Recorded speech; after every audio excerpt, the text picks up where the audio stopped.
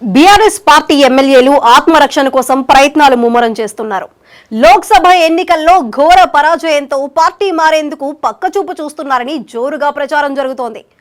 ఏ పార్టీలోకి వెళ్తే బెటర్, కాంగ్రెసా బీజేపీయా అని సన్నిహితులతో సీక్రెట్ గా మంతనాలు జరుపుతూ ఉండటం కేసీఆర్ కి కంటి మీద కునుకు లేకుండా చేస్తుందట.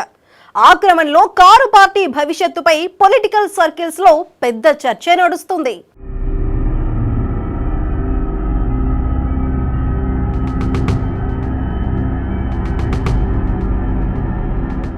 లోక్సభ ఎన్నికల్లో ప్రజలు గులాబీ పార్టీకి షాక్ ఇచ్చారు.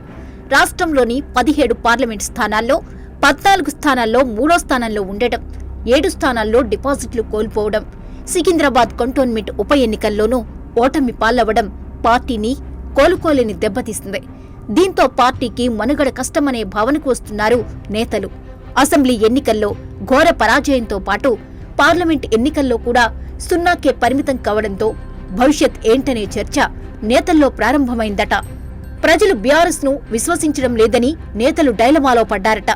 పార్టీలో కొనసాగితే భవిష్యత్ ఉంటుందో ఉండదో అని మల్లగుల్లాలు పడుతున్నారు. దాంతో పార్టీ మారేందుకు సిద్ధమవుతూ ఆత్మరక్షణ చర్యలకు సన్నాహాలు చేస్తున్నారని తెలుస్తోంది.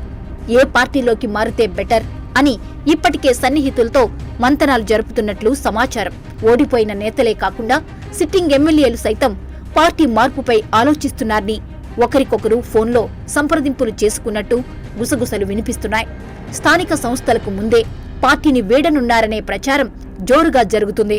రాష్ట్రంలో అధికారంలో ఉన్న కాంగ్రెస్ పార్టీలో చేరితే రాజకీయ భవిష్యత్తుంటుందని, నియోజకవర్గంలో అభివృద్ధి పనులు చేసుకోవచ్చని కొందరు సిట్టింగ్ ఎమ్మెల్యేలు, మాజీ ఎమ్మెల్యేలు సైతం భావిస్తున్నారు. మరికొందరైతే కేంద్రంలో అధికారంలో ఉన్న బీజేపీలో చేరితే ఎలాంటి ఒత్తిళ్లు రావని, దర్యాప్తు సంస్థలు సైతం జోలికి రావని ఆలోచనలో పడ్డారట. రాష్ట్రంలో సైతం బీజేపీ 8 లోక్సభ స్థానాల్లో విజయంతో గణనీయంగా ఓట్ బ్యాంక్ సైతం పెరిగింది. ఈ క్రమంలో ఎటు వెళ్లాలో తేల్చుకోలేక మరికొందరు ఆలోచనలో పడ్డారు. జాతీయ పార్టీలో తమకు సన్నిహితంగా ఉన్న నేతలతోనూ సంప్రదింపులు చేస్తున్నట్లు టాక్ వినిపిస్తుంది.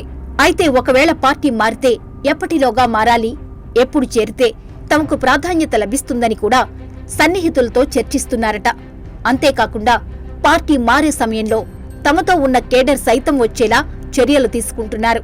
వ్యతిరేకంగా ఉన్నవారిని కూడా బుజ్జగించాలని, బలగంతో చేరితేనే తాము చేరే పార్టీలో ఆశించిన గుర్తింపు వస్తుందని భావిస్తున్నారు. అందుకోసం అన్ని ప్రణాళికలు సిద్ధం చేసుకుంటున్నారని సమాచారం.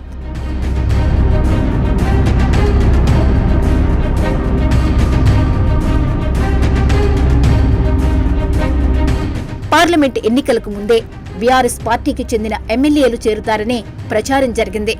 ఈ విషయాన్ని కాంగ్రెస్ పార్టీ నేతలు, మంత్రులు సైతం బహిరంగంగానే పేర్కొన్నారు. 22 మంది చేరేందుకు సిద్ధంగా ఉన్నారని, బీఆర్ఎస్ ఖాళీ అవుతుందని లీకులు సైతం ఇచ్చారు. దాంతో ఈ జంపింగ్ టాక్ కి మరింత బలం చేకూరుతోంది.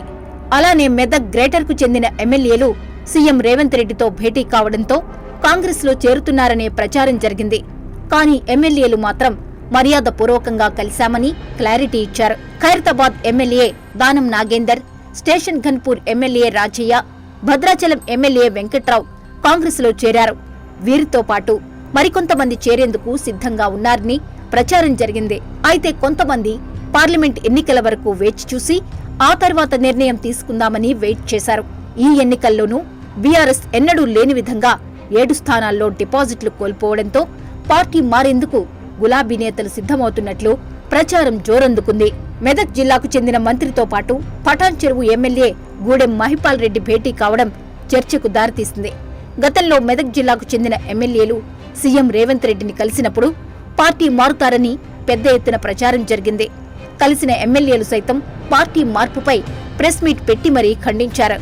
కానీ ఇప్పుడు మళ్లీ మంత్రి దామోదర నరసింహతో ఎమ్మెల్యే గూడెం సమావేశం అవడంతో పార్టీ మార్పుకు సంకేతమని అనుమానాలకు దారితీస్తుంది. మెదక్ జిల్లా నుంచి 5 ఎమ్మెల్యేలు కాంగ్రెస్ గూటికి వచ్చే అవకాశం ఉందని భావిస్తున్నారు. ఇదే జరిగితే కారు పార్టీ మనుగడ కష్టమేనని, స్థానిక సంస్థల ఎన్నికలు వచ్చేసరికి బీఆర్ఎస్ ఖాళీ అవుతుందని రాజకీయ విశ్లేషకులు అభిప్రాయపడుతున్నారు.